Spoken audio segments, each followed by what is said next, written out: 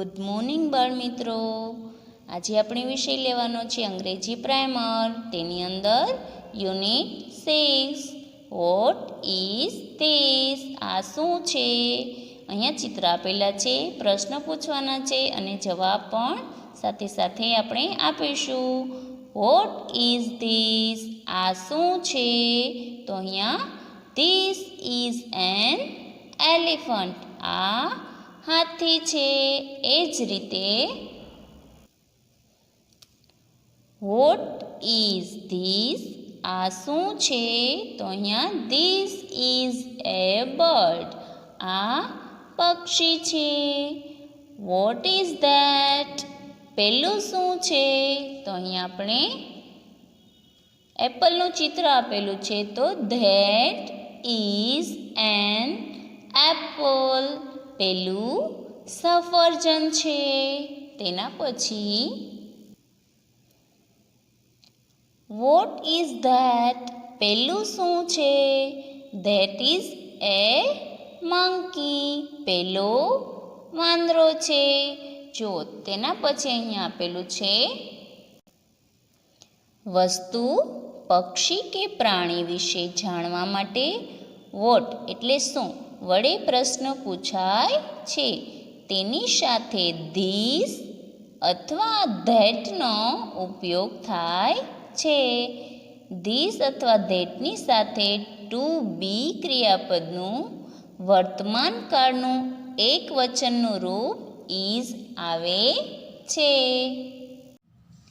પ્રશ્નાર્થ વાક્ય અને યસ નોમાં ઉત્તર. તો અહીંયા જો ચિત્ર આપેલા છે, ક્વેશ્ચન એન્ડ આન્સર. તો પેલું છે ઇઝ ધીસ એ બુક, શું આ પુસ્તક છે. તો આપણે આન્સર આપી શકીએ yes this is A book, હા આ પુસ્તક છે. યસ ઇટ ઇઝ, હા તે પુસ્તક છે. હા આ પુસ્તક છે અને હા તે પુસ્તક છે, બંને રીતના આપણે જવાબ આપી શકીએ. Is that an apple, is that an Apple, શું પેલું સફરજન છે. તો અહીંયા બનાનાનું ચિત્ર આપેલું છે, તો આપણે જવાબ આપી શકીએ નો. That is not an apple, ના પેલું સફરજન નથી. નો ઇટ ઇઝ નોટ, ના તે સફરજન નથી. અને ટૂંકું રૂપ આપણે કહેવું હોય તો નો ઇટ ઇઝન્ટ, એટલે ઇઝ અને નોટનું ટૂંકું રૂપ થશે ઇઝન્ટ. તેના પછી ફન ટાઈમ. ચિત્રો જોઈ કૌંસમાં આપેલા શબ્દોનો ઉપયોગ કરી પ્રશ્નોના ઉત્તર લખો. જો અહીંયા એક્ઝામ્પલ આપેલું છે, વોટ ઇઝ ધીસ, તો Apple and tomato. This is an Apple, અહીંયા એપલનું ચિત્ર આપેલું છે, તેથી આપણે લખીશું ધીસ ઇઝ એન એપલ. બીજું છે what is that, bat and ball. તો અહીંયા બેટનું ચિત્ર આપેલું છે, તો આપણે જવાબમાં લખી શકીએ ધેટ ઇઝ એ બેટ. તમારે પણ પ્રાઇમરની અંદર હારે હારે લખતું જવાનું છે ધેટ ઇઝ એ બેટ. તેના પછી what is this, car and bus, આ શું છે કાર કે બસ. તો અહીંયા બસનું ચિત્ર છે, તો આપણે લખીએ this is A bus, this is A bus. Vote is that, પેલું શું છે. આઉલ ડક, અહીંયા આઉલનું ચિત્ર આપેલું છે, તો આપણે લખીએ that is N owl, that is N owl. Vote is this, આ શું છે. બ્રિંજલ એન્ડ પોટેટો, બે સ્પેલિંગ આપેલા છે બ્રિન્જલ and potato. This is a બ્રિન્જલ. બ્રિન્જલ એટલે રીંગણ. તો અહીંયા રીંગણનું ચિત્ર આપેલું છે તો આપણે લખીએ this is a brinjal. What is that? પેલું શું છે? Donkey and horse. તો અહીંયા હોર્સનું ચિત્ર આપેલું છે તો that is a horse. That is a horse. What is that? That is a horse. What is this? આ શું છે? This is a cap. આ ટોપી છે. અહીંયા શેનું ચિત્ર છે? આ શું છે? What is this? This is a cap. What is that? પેલું શું છે? That is a hen. That is a hen. તેના પછી what is this? આ શું છે? book. bag. no. bag no. બુકનું ચિત્ર આપેલું છે તો this is a book. This is a book. What is that? શેનું ચિત્ર છે? આ શું છે?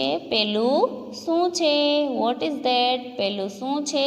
તો અહીંયા લખીએ આપણે that is an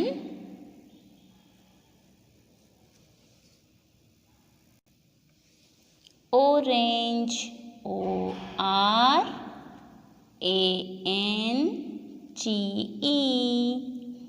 That is an orange. What is this?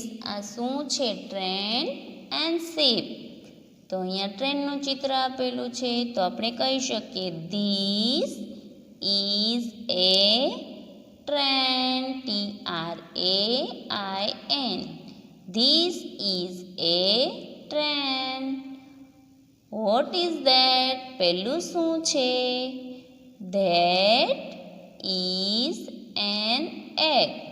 That is an egg. What is this? This is a kite. અહીંયા કાઇટનું ચિત્ર આપેલું છે તો આપણે લખવાનું છે This is a kite. What is that? પેલું શું છે? તો that is a ball. અહીંયા બોલનું ચિત્ર છે એટલે પેલું બોલ છે. That is a ball. તે બોલ છે. What is this? What is this? This is a pen. અહીંયા પેન છે તો this is a pen. What is this and what is that? This and that માં પ્રશ્ન પૂછાય તો જવાબમાં પણ આપણે this અને that નો જ ઉપયોગ કરીશું. This is a pen.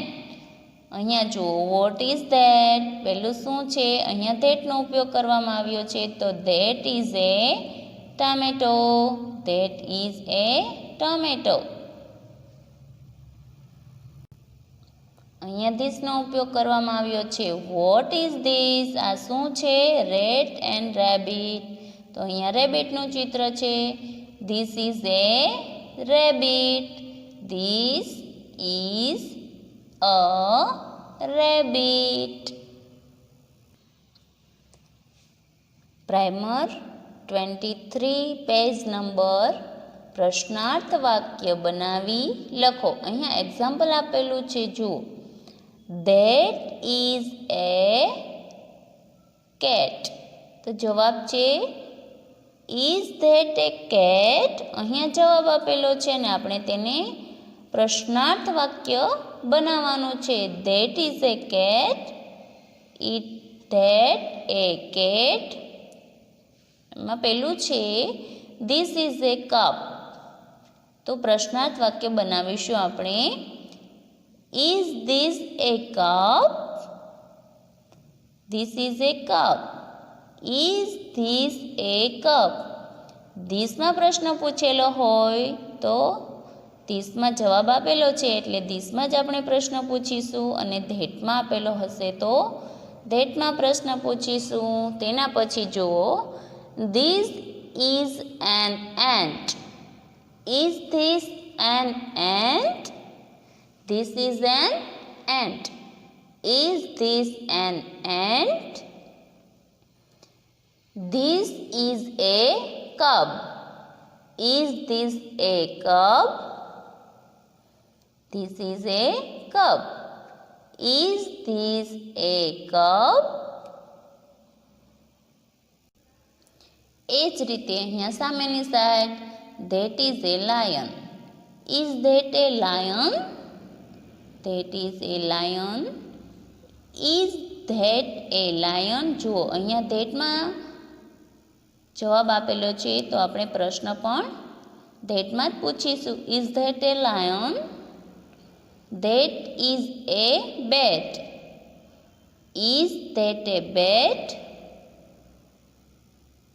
Is that a bat? એ જ રીતે that is an apple. Is that an apple? Is that an apple? જો બધા પ્રશ્નો ઇઝથી જ ચાલુ થાય છે. Is that an apple? This is a potato. Is this a potato? જવાબમાં છે ધીસ ઇઝ એ પોટેટો, તો પ્રશ્નાર્થ વાક્ય બનાવીશું. Is this a potato? એ જ રીતે this is a kite. Is this a kite? This is a kite. Is this a kite? This is a book. Is this a book? That is a boat. That is a boat. પ્રશ્નમાં આપણે વાક્ય બનાવીશું. Is that a boat? Is that a boat? That is an elephant. Is that an elephant? That is a pen. Is that a pen? આ pen છે તો પ્રશ્નમાં આપણે પેલી પેન છે તો આપણે પ્રશ્નમાં પૂછી શકીએ ઇઝ ધેટ એ પેન? આગળ આપણે જોઈ ગયા, ચિત્ર જોઈ અને વાક્ય બનાવવાના હતા તે આપણે લખી ગયા. હવે પછી આપણે પ્રશ્નાર્થ વાક્ય બનાવ્યા. હવે તેના પછી છે ચિત્રો જોઈ પ્રશ્નોના ઉત્તર યસ અથવા નોમાં લખો. અહીંયા એક્ઝામ્પલ આપેલું છે, જો. ઇઝ ધેટ એ બોલ? No, it is not. It is an egg. જો અહીંયા બોલનું ચિત્ર નથી પરંતુ પ્રશ્ન પૂછવામાં આવ્યો છે ઇઝ ધેટ એ બોલ? તો આપણે નો અને યસમાં જવાબ લખીશું. No, it is not. તો શું છે આ? It is an egg. અહીંયા આપણે નોમાં જવાબ આપ્યો. હવે પછી જુઓ, is this an umbrella? Is this an umbrella? Yes, it is. જવાબમાં યસ, ઇટ ઇઝ. એ જ રીતે is this A banana?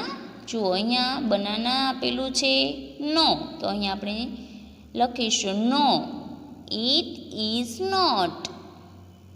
It is an Apple.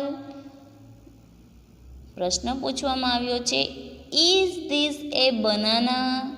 તો અહીંયા બનાનાનું ચિત્ર નથી, એપલનું છે. તો આપણે શું લખીશું? No, it is not. It is an apple. Is that a monkey? Yes, it is. અહીંયા મંકીનું ચિત્ર આપેલું છે, તો પેલું મંકી છે, તો આપણે કહી શકીએ હા, યસ ઇટ ઇઝ. તેના પછી ઇઝ ધેટ એ ક્રો? અહીંયા ક્રોનું ચિત્ર આપેલું નથી અને પેલો કાગડો નથી, તો આપણે શું કહી શકીએ? No, it is not. It is a hen. અહીંયા મરઘીનું ચિત્ર છે, તો આપણે હેન લખીએ. It is a hen. તે મરઘી છે. આગળ આપણે જોઈ ગયા શબ્દોનો ઉપયોગ કરી પ્રશ્નોના ઉત્તર લખો. તેના પછી ચિત્ર જોઈ વાક્ય બનાવો અને યસ એન્ડ નોમાં જવાબ આપો. એ આપણે આગળ શીખી ગયા. હવે પછી જુઓ, અહીંયાથી ઇઝ ધીસ એ પીકોક? તો આપણે લખી શકીએ યસ. એ જ રીતે તમારે અહીંયાથી પ્રાઇમરની અંદર 24 પેજ એન્ડ 25 પેજ હોમવર્કની અંદર લખવાનું છે. Okay, thank you.